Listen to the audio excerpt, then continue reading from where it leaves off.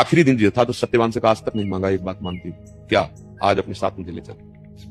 उनका माता पिता की सेवा में अभी तक रही आप, आज बोले आज मेरा मन है कि आप जहां जाओगे आज मैं आपके साथ रहूंगी। बताया नहीं, साथ में माता पिता से भी अनुमति ले लेंगे। बोले ये कौन सी बात है, माता पिता ने कहा आप जाना चाहते अवश्य जाइए, आज तक तो कुछ मांगा नहीं।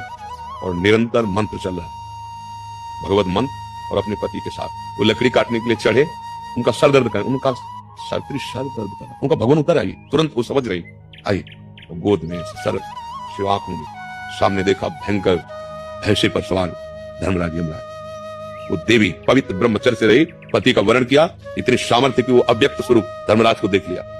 धर्मराज ने यमपाश से जीवात्मा को शरीर से निकाल लिया, चल पड़े। उसने मन में निश्चय किया, मन वचन कर्म से मैं अपने पति के सिवा आज तक किसी को गलत दृष्टि से नहीं देखा, तो मेरे में सामर्थ्य हो, जहां ये जामे इनके पीछे चलो, आकाश मार्ग में चले। ये भगवान श्री कृष्ण द्वैपायन व्यास देव जी द्वारा रचित महाभारत में चरित्र है।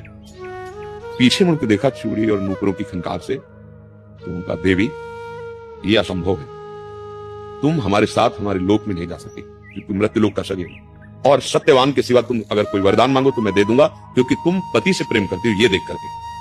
तो उनका हमारे सास ससुर का राज्य जो छिन गया है वो उनको प्राप्त हो जाए, उनके नेत्र प्राप्त हो जाए, तथास्तु ऐसा है।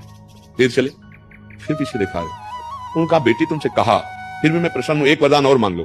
तो उनका मैं अपने पिता की अकेली पुत्री हूं, उनके पुत्र हो जाए, तथास्तु। देखो दोनों कुल पावन कर देती है पतिव्रता। फिर धर्मराज, उनका बेटी मैं तुम पे बहुत प्रसन्न हूं क्योंकि तुम पवित्र हो, एक वरदान और मांग लो बस, तो जल्दी से उनका मेरे भी पुत्र हो जाए, उनका तथास्तु। अब वो जल्दी में ये नहीं समझ पाया कि मतलब अब उन्होंने कहा आप पीछे क्यों आ रहे हो, तो उनका भगवान आपको पता होना चाहिए मैं पतिव्रता हूं और पुत्र केवल पति से ही प्राप्त होता है, आपको हमारे पति की छोड़ना।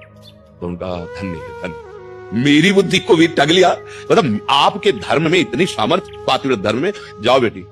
और सत्यवान को मुक्त किया, पिता का राज्य मिला और अपने पिता को वहां संतान पर सर्वसुख प्राप्त हुआ। क्या हुआ, धन काम आया क्या, धर्म काम आया।